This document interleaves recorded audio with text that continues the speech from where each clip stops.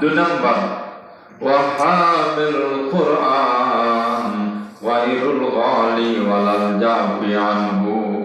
কোরআনে কারীমের এমন ধারক বাহক, কোরআনে কারীমের এমন ধারক বাহক যিনি কোরআনে কারীমের কখনো অপব্যাখ্যা করে না, ভুল ব্যাখ্যা করে না, নিজের থেকে বাড়াইও দেয় না, কমাইও দেয় না, সঠিক ব্যাখ্যা করে, সঠিক আমল করে।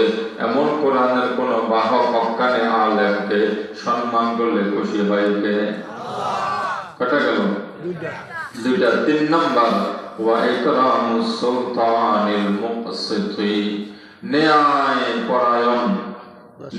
পরায়ণ বাদশা যিনি রাজত্ব পরিচালনার ক্ষেত্রে কোনো অন্যায় করে না, অত্যাচার করে না, জুলুম করে না, এমন কোন বাদশা যদি থাকে তাকেও সম্মান করলে খুশি হয় কে?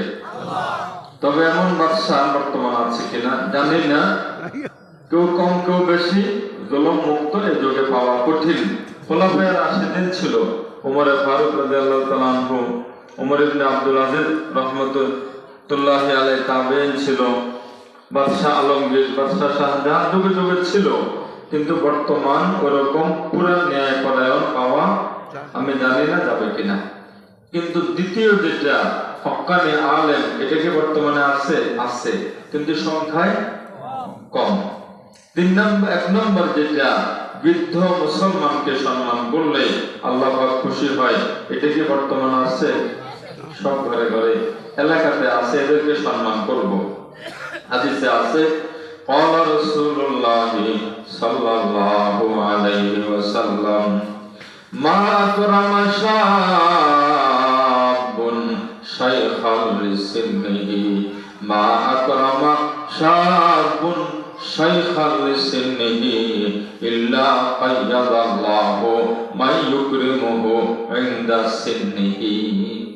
কোন যুবক যদি ও যুবক ভাইরা শোনো, কোন যুবক যদি কোন বৃদ্ধ মানুষকে শুধু এই জন্য সম্মান করলো, উনি বৃদ্ধ মানুষ, ওনাকে সম্মান করলে খুশি হবেন কে?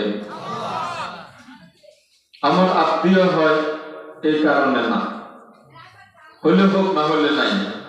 আমার শিক্ষক হয় এই কারণেও না, আমার শ্বশুর হয় এই কারণেও না, আমার এলাকার সম্মানী বা এলাকার সভাপতি, সেক্রেটারি, গুরুত্বপূর্ণ ব্যক্তি এ কারণেও না। এগুলো তো কিছু কারণ আছে, কিন্তু যে কোনো একজন বুড়া মানুষকে এজন্য সম্মান করলাম, অন্য কোনো যোগ্যতা থাকুক অথবা না থাকুক, উনি বুড়া মানুষ, ওনাকে সম্মান করলে খুশি হবে কে?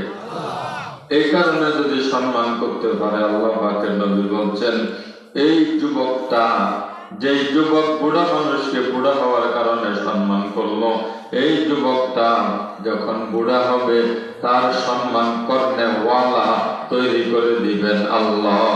কে? এই হাদিসের ব্যাখ্যায় উলামা ইকরাম লিখেছেন যে যুবকগুলা মুরব্বীদেরকে সম্মান করে, এদের হায়াতের মধ্যে আল্লাহ পাক বরকত দিবেন, বৃদ্ধ হওয়া পর্যন্ত এদের হায়াতে আল্লাহ পাক বরকত দিবেন।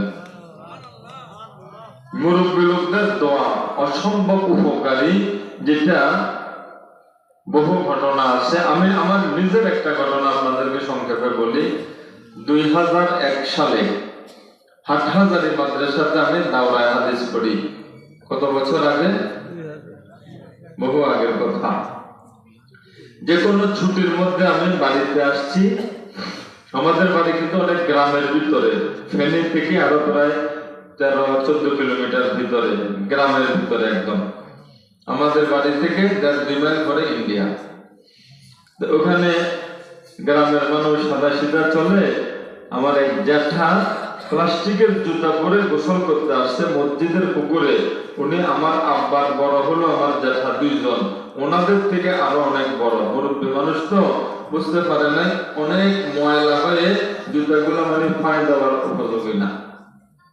উনি পায়ে দিচ্ছে, বয়স্ক মানুষ।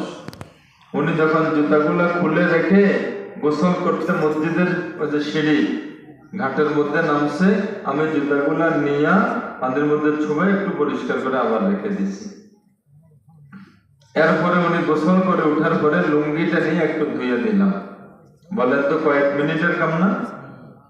না হয় 5-10 মিনিট, এর বেশি তো না। আমি যখন মাদ্রাসায় চলে গেছি, মাদ্রাসা খোলা হলো, উনি যেখানে সুযোগ পাইছে বলার জন্য মসজিদে, দোকানে, সব জায়গায় এই কথাটা বলছে যে সে হাটহাজারী মাদ্রাসায় পড়ে, দাওরা হাদিস পড়ে। আমি বলি নাই, নিজের ইচ্ছা আমার জুতাগুলা ধুইয়া দিছে, লুঙ্গিটা ধুইয়া দিছে, মানুষকে বিভিন্ন জায়গায় বলতেছে। আমি পরবর্তী আসি শুনলাম, আপনারা আমাকে বলেন এটা কি আমার উপর অসন্তুষ্ট না খুশি যে সে আমি না বলার পরেও আমার এই খাদমতটা করছে। বিশ্বাস করবেন আপনার, আমি দাওরা হাদিস পড়ি যে তখনও আমি বয়ান করার যোগ্যতা ছিল না। আমাকে একবার এক জায়গায় বয়ান করতে উঠে দিচ্ছে, আমি উপরের ক্লাসের ছাত্র, বিশ্বাস করবেন আমি কাঁপতেছি। আর এখন হাটহাজারী কলেজ মাঠে 10,000 শ্রোতাদের সামনে আলহামদুলিল্লাহ বয়ান করি। নাজিরহাট মাদ্রাসার 2 দিন ব্যাপী মাহফিলে, যেখানে 2 দিনে 80,000 মানুষ খানা খাইছে, সেখানে গুরুত্বপূর্ণ সময় বয়ান করি আলহামদুলিল্লাহ। আল্লাহর মেহেরবানি। এটা আমি মনে করি শুধু ওনাদের দোয়া। এই যুবক ভাইদেরকে আমি বলবো, মুরব্বীদের দোয়া নিলে আপনারাও কি হতে পারবেন, উপকৃত হতে পারবেন। আরেকটা ঘটনা শোনাই। আমার মাহফিল ছিল গত সোমবারে সন্দ্বীপ।